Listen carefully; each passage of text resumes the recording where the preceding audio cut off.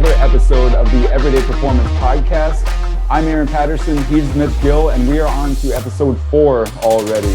So last episode we talked a little bit about consistency, and I'm actually excited that we've made it through 4 episodes already. So that's kind of exciting. But how was your weekend, Mitch? How have you been doing? It was good. I'm doing well. Like I said, we're trying to practice what we preach here with consistency on this thing. So I got to keep it rolling, and hopefully we can keep providing stuff for people. But yeah, I had a good weekend. Was able to make it out to the Braves game again for the second week in a row. That doesn't happen very often when you have kids. But we were blessed with an opportunity to go on Sunday. So we were able to go in the heat too, man. The sun was beaten. It was an odd game where they played a little bit early. But how about you, man? How was your weekend? It was good. I think you mentioned that you were probably going to go to that game, and I unfortunately haven't been able to go down to St. Louis for a Cardinals game yet. I did see that Albert Pujols actually got into the game to pitch on Sunday, which was kind of interesting.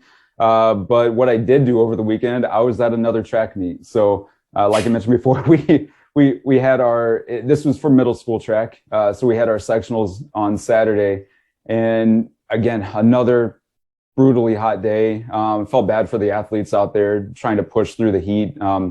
A long day, but overall it was pretty successful. We have a handful of athletes moving on to state this next weekend.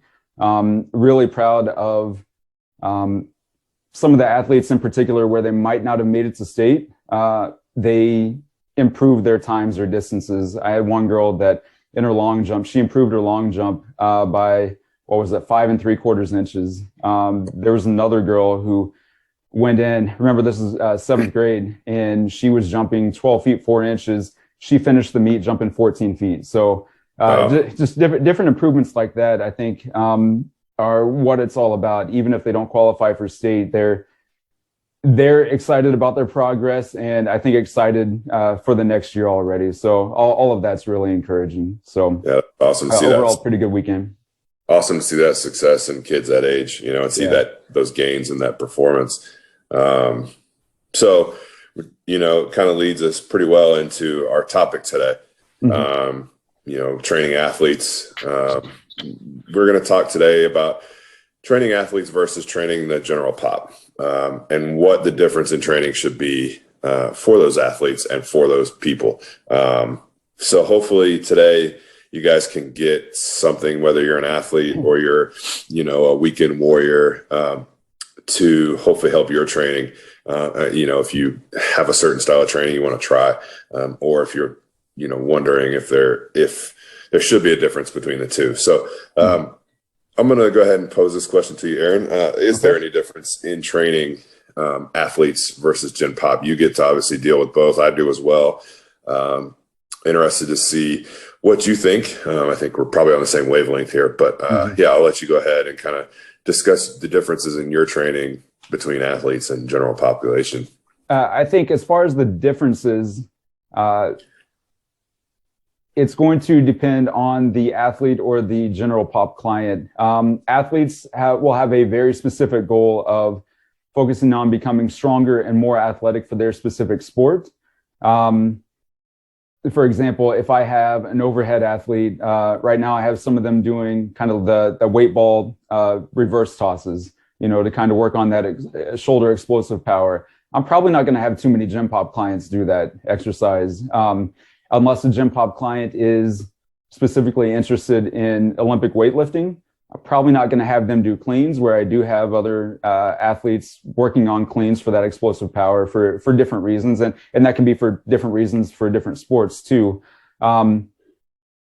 I think a lot of my gen pop clients are focused on maybe more of that fat loss or that I guess aesthetic reason for training. So their goals are going to be a little more specific to that area. But at the end of the day, I think everyone, athletes or gen pop clients, are just going to want to get stronger in general. So I guess in terms of that, what have you seen in differences between your athletes or gen pop clients? Yeah, with my gen pop, and I've only done a handful in person. versus more, and remote coaching. Their goals are different. I think, obviously with athletes, they have a specific goal. They want to be better at their sport. That's the end all be all. It doesn't matter now. High school kids, especially high school boys, like to get bigger and stronger. I mean, that's a byproduct of it. But when you look at athletes, they want to be able to jump higher, run faster, hit harder, whatever it is. And you want to tailor the training to that goal. Whereas Gen Pop, again, it's more aesthetic, but there's also a longevity thing. I think with Gen Pop, their goal is to live a healthier, better life, feel better, be able to do things in their life. Whereas athletes, their primary goal is performance. Now, longevity is a big piece of that. And I think the training creates or leads to more longevity in training in their sport.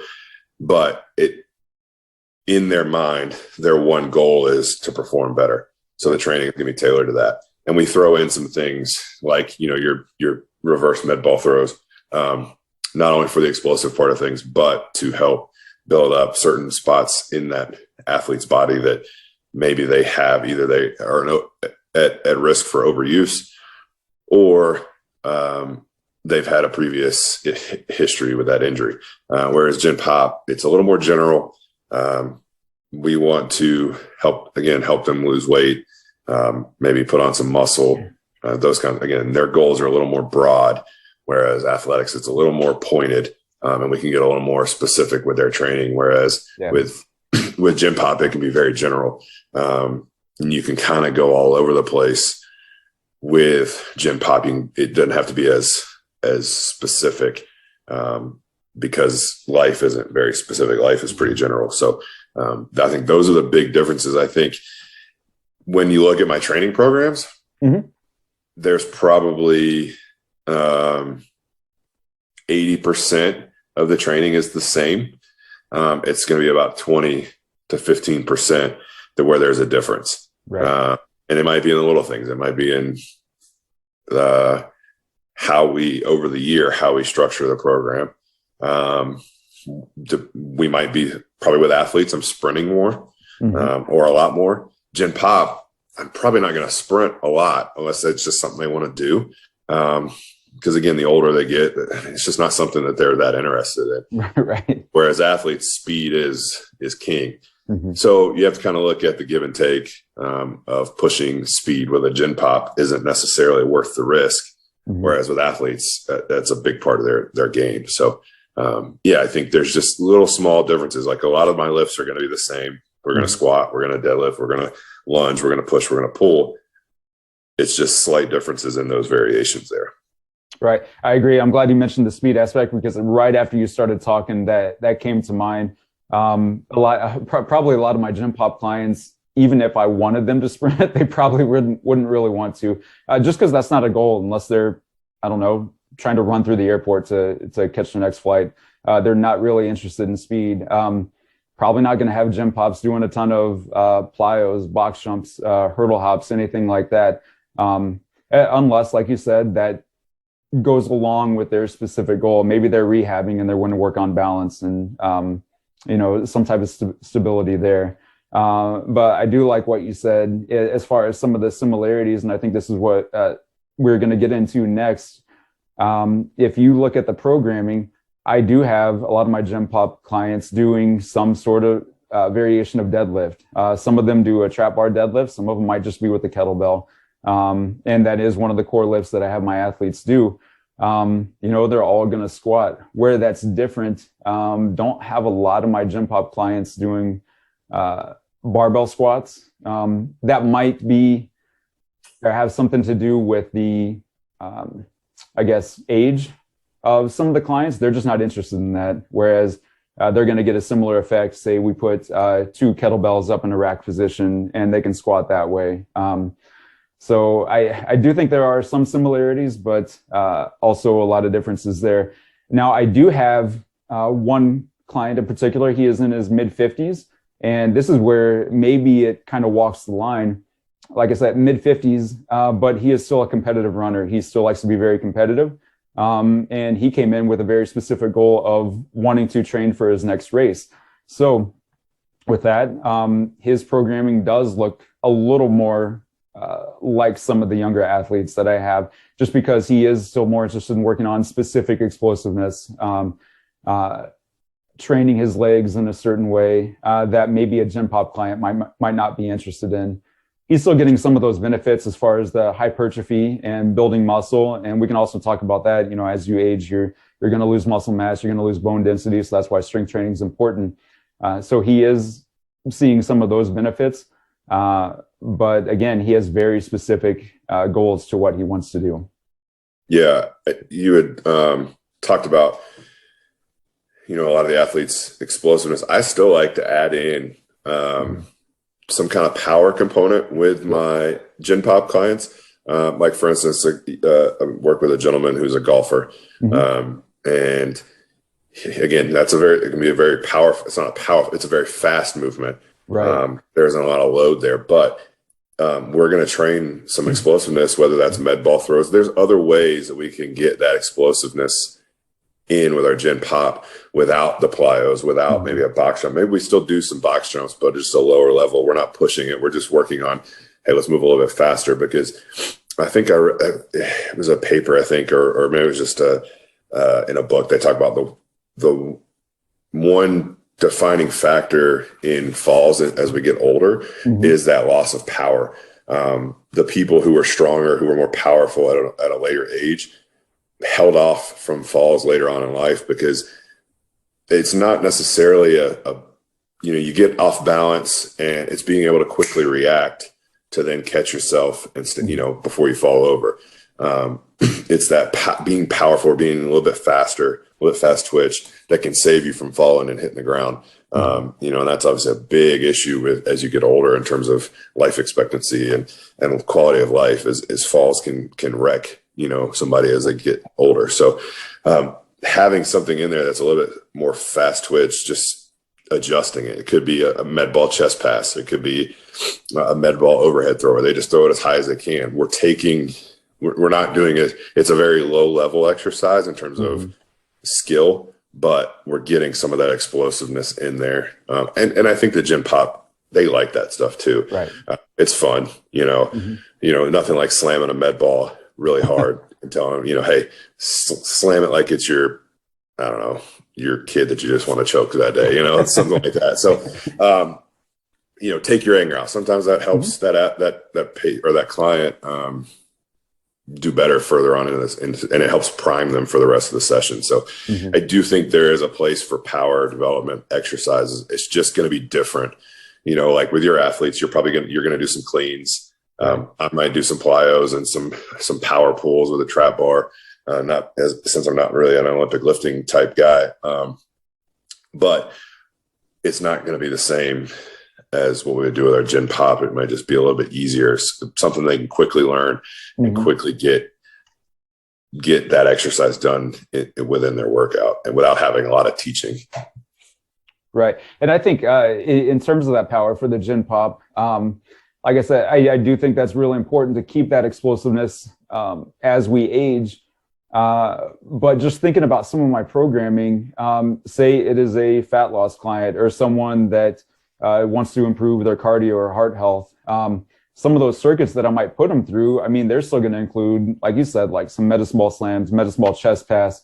We're still going to do battle ropes. We'll do, like the kettlebell swings, things like that. Some of those things that are still explosive, and maybe they're not thinking of it in that way, but we're still kind of sneaking them in a little bit. I might still have them do sled pushes. For some of them, that's the only way that I can get them to run any distance at all, is doing some sled sprints. So I do think that there is a purpose and there's a place for that for Gen Pop clients. Kind of funny, I have a group of women train usually on Tuesday mornings, and they are in their 60s. I think one might be in her late 40s now. They just joined not too long ago, but they're still in tennis leagues. And so they're kind of funny. They call themselves the OLAs, the old lady athletes. And so we kind of joke around about that a little bit. But to your point, they love doing like medicine ball side tosses just for a little bit of rotational power. And I don't know, I don't point it out to them like, hey, this is going to help your tennis game. I think they're honestly just doing that type of stuff for fun, as a fun part of their workout. But then indirectly, it's going to help them with their tennis game too. So I've seen with my older client that whenever I put that in there, you can kind of see him light up because yeah, he does like playing. He's obviously a big golfer. And if it's something that's going to help his game, he's, oh, this is great. This will help my game. Help yeah. me hit the ball farther, whatever it may be. And then they buy in. So then, they like that kind of stuff. I think even especially if they have something that keeps them active, it helps become better. So like your ladies that, play tennis, they probably don't say it out loud, but they're like, oh, this is going to help me, hit the ball harder or whatever it is. So, yeah, I think that just if you keep that out of a gym pop client's training, you're probably missing a big piece just because it is fun. It's fun to throw things fast, throw things hard. I think med balls is a great way for gym pop of power development without the banging, the pounding that can come with some of the other more traditional power development implements. So, let's take a look at maybe a training session for an athlete and then versus a gym pop. How would that look different? Or it may be the same. I'll kind of go over here my thought process on it once you're done. But what would that look like for an athlete versus a gym pop client? So for an athlete, and I might have gone over this a little bit in one of the previous podcasts. I mean, we are all going to do a mini band circuit to get started. After that, we'll go into their dynamic warm up just to kind of get loose, especially with their lower body, trying to get those muscles activated and going. Then we'll go into a power phase where they might be doing, a lot of their med ball work, some of their plyos. We'll mix in usually a bulk of their core work in that power box right there. And then we'll go into some of the main lifts. Like I've already mentioned, every athlete in one way or another is going to have a day where they do a heavy deadlift. So that might be a trap bar deadlift. That might be, kettlebell deadlift, depending on their training age and what they're capable of doing. And then they'll also have a day where they will do like a heavier squat. Heavy's always relative depending on the person. But again, that might be a barbell squat. That might be, heavy split squats, whatever it is for that specific person. With their specific sports, I will add in, different components that are going to help them specifically. Like right now, I have a lot of my tennis players doing, it's kind of like a 2-cone, like figure 8 shuffle, just to get them moving in the ways that I know that they're going to have to move on the court. Whereas, I don't know, a baseball player might benefit from that, but that's not high on the priority list compared to some of the other things that might be more specific to them and that they need to improve on. So there are kind of differences that I do throw in based on the sport that they're doing or what the sport that they're getting ready for. And then I don't do a whole lot of conditioning for a lot of my athletes. And I was thinking about this the other day, just because a lot of them are so active and in their practices, their coaches have them running so much, or they're playing, 3-4 games a week. I feel like they're already getting enough of that. So I'd rather, if I do have them do some type of conditioning, it might be like jump rope intervals or sprint intervals with a timed rest break, just to kind of work on their heart rate recovery. And they still are kind of in that fatigue state, but I don't really want to turn it into like a long cardio session at the end. So I guess those are some of the basics of how I would train my athletes. Whereas Gen Pop clients, their warm up might be, they might get to the gym a little early and they'll start walking on a treadmill, or they might jump on the rower or a bike and start getting loosened up that way. I do like to have them go through their mini band circuit. I think that's still really important. Depending on the length of the session and their specific needs, we'll go through a little more of that dynamic warm up. But regardless, they're still getting some type of warm up. And then depending on their goals, I should say, we will do a little bit of power and core, but that core might be worked into the rest of their training session, the rest of their workout. And Yeah, for Gen Pop clients, it really just depends on their specific goals, and I think that's where it gets a little different. Where if I have a guy coming in working on hypertrophy and he just wants to build muscle, that's going to look a little bit different than maybe someone who just wants to get stronger and increase their bone density. So I think those are the general differences that I would go about in programming for an athlete compared to a Gen Pop client. We're just going to get a lot more specific with those athletes based on their more immediate needs for their sport. Yeah, I would agree. Mine look kind of like that, similar. I mean, our warm-ups are generally a lot of the same things. We're working on the hips, getting those either like hip flexors, we're stretching, getting those stretched, loosened up, especially for Gen Pop, because so many of them sit at a desk all day. Now, we could also talk about our students, our athletes. Oh, yeah. A lot of them are at a desk for 8 hours too. So a lot of the things cross over in terms of what they're doing day to day. It's just slightly different, obviously, in terms of what they're doing at that time. But they're going from sitting in a desk all day to now they're either going to work out with us or they're getting ready for athletics. So my warm-ups are pretty similar, except the athletes, there's a bigger ramp up in terms of the intensity. We're probably going to do some kind of sprint mechanics, warm up.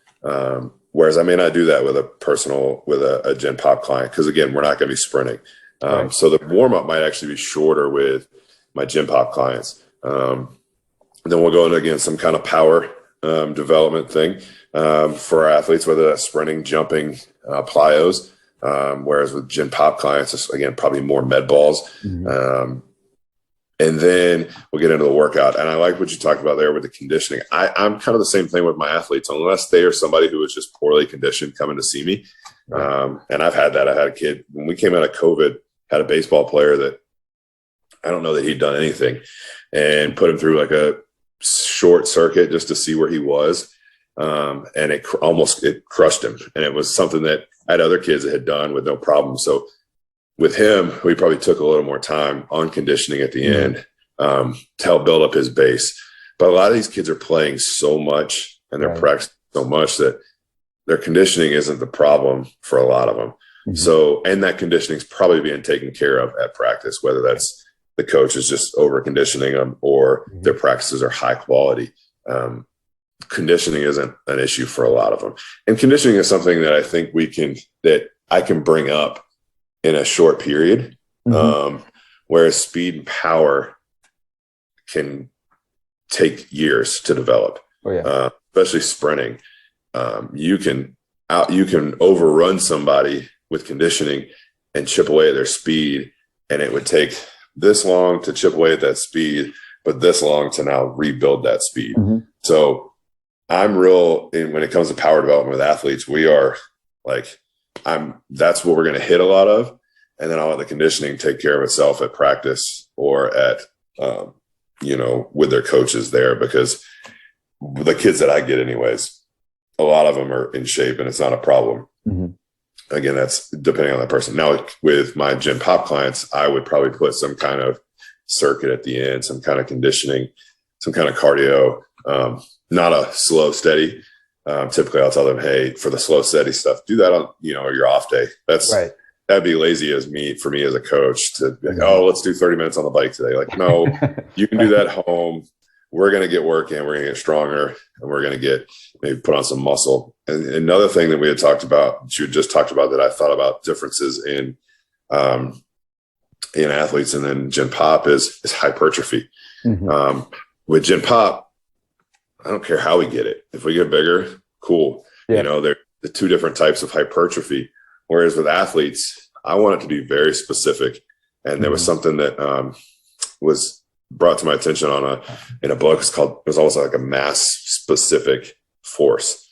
And it's that idea of not having tissue on you that could slow you down.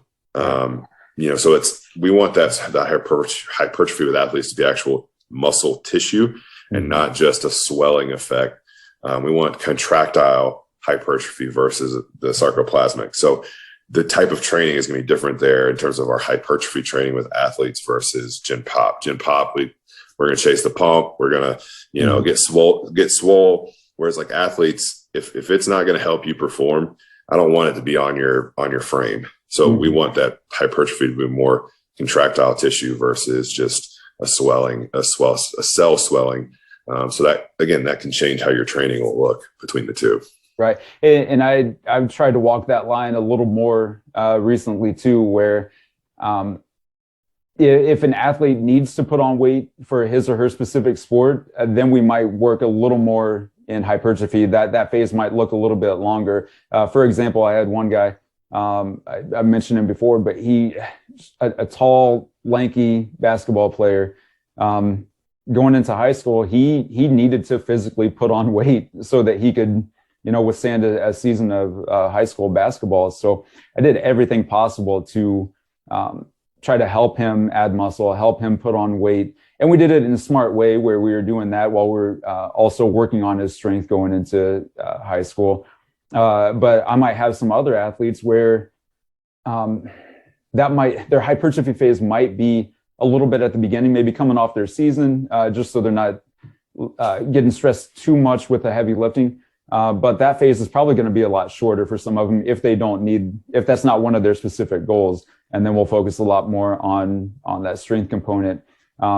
Whereas some of the gym pop clients, the weather's getting nicer. They might want to wear sleeveless shirts, or maybe it's a woman that has a wedding coming up, wants to look good in a certain dress. Yeah, we're probably going to work on hypertrophy on her back, shoulders, arms, things that they want to focus on based on the type of clothes that they want to wear and how they want to look. So I do think it is a lot different based on their specific goals. So I think that's important, an important consideration to take account of when you're kind of focusing on that program. Yeah. So we're getting close to the end here, and I think this is something that I'm going through currently. But let's say a gen pop, they're younger, they want to be trained more like an athlete. How can they go about that? How can they build up to that? Let's just say they've lifted for a long time, but it's been more like bodybuilding style. What are some ways that they can go about that? And I guess once you go, I've been going through some of that myself. I'll kind of up and down in terms of what my training will look like. I'll go from training more athletically to I want to, let's go bodybuild. Let's go do some old Arnold, some squats and some, curls, and let's, bench press, like those kinds of things.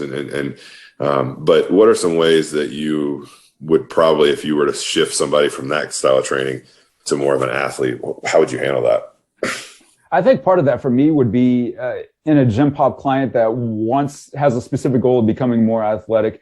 That might change in their warm up a little bit. I might do more of a dynamic warm up to get them started, just as I do with the athletes, which would involve things like, different variations of skips. I might have them start shuffling. That we'll probably get into more plyos as far as jumping, jumping, landing on one leg. And of course, that all works into the balance components that we're working with too.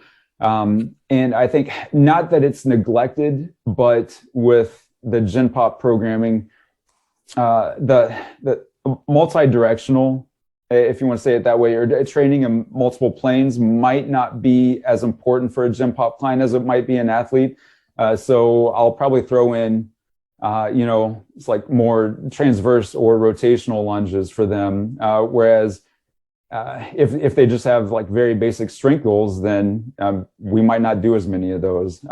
So I think just working in multiple planes, multi-direction would be more important. I would work more into that explosive power. I don't have a lot of my adult or gym pop clients doing like dumbbell snatches or anything like that, but we might get into more of that type of thing. Like I mentioned before, if they are interested in, learning how to do hang cleans, then I might teach them that and explain how that'll help their athleticism too. So just some of those minor components that I would add into their programming that might help them become more athletic? Yeah, that's what. So as I've been transitioning my training, my goal is to start sprinting here in the next couple weeks, and then adding in more like intensive plyometrics. But I think one of the first places to start would be putting in some extensive plyometrics into your training. So that would be jump rope, that would be pogo jumps, that would be it could be line hops, whatever you want to call it. Then I also think, again, I put in our sprint mechanics warm up to help start preparing us to sprint. It's a group of us training together. So putting that in so that once I do go sprint, we've got a base of some work underneath there that has prepared the tissues for that higher intensity. I'm also kind of coming back from an ankle sprain, so there's some of that with some rehab. So one of the big pieces I would tell Gen Pop, if you get anything out of this, is start preparing your feet and ankles and the calves and Achilles, like the whole complex now, if you're wanting to shift, because that could be the one thing that I see with at Gen Pop as I start to do something more explosive. Like my biggest fear is tearing my Achilles. Like I just mentally, it screws with me. So I'm preparing those tissues to be able to handle that training in the coming weeks, because I just don't want that like terrifies me. I see it and it grosses me out. Even as an athletic trainer, like feeling my calf, like I get the willies. So if I had to say one thing, start preparing your lower ankle, your lower leg, your ankle, and your feet, because that'll probably be the first thing that'll go in terms of pain and injury if you start to ramp up training. So I think that's probably where I would start to build up, is again in extensive plyo. So your jump rope, line hops. There's the Rudiment hop series from Altus. I love to help build up the ankle. You go, double leg hops, forward, backward. You're doing single leg hops, starting to build up and it's very small, short jumps. Right. And then building up into your big depth drops, your depth jumps, your stuff like that. And then again, med balls is a great tool to start implementing in for power development without a lot of training background. And I think if people start putting those in, it would help them a lot, just in overall everyday training. So definitely agree. Great topic. I did like discussing the differences between training athletes versus Gen Pop. I think what we found was that while there are a lot of differences, there are still going to be a lot of similarities between training the two different groups. But definitely a great topic, definitely something for everyone to look into and consider, especially if you're a Gen Pop client and want to start becoming more athletic in your training. Maybe you have different specific goals. So do you have anything else on that topic then? Yeah, I think, everybody is an athlete in their own right. So whatever that may be, just these are some good ways to start implementing some of that athletic training into your training if that's something you want to try to do. Because again, the training isn't that much different from person to person. It's just, again, that 80-20 rule, I think, is a good way to start. Is 80% of the training is probably the same.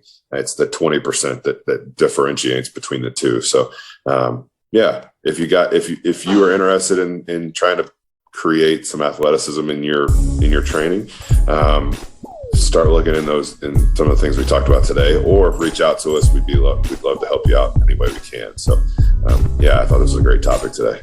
Yeah, like Mitch said, definitely reach out to us. You can get a hold of us, send us a direct message if you can on Instagram. Follow us there. Please share this, subscribe to the YouTube channel or on Spotify if this is where you're listening. Please let us know what you're thinking. Please give us your feedback.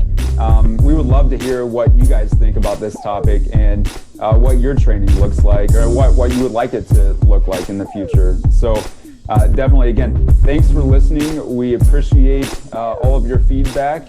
And until next time, thanks for listening, and we'll see you later.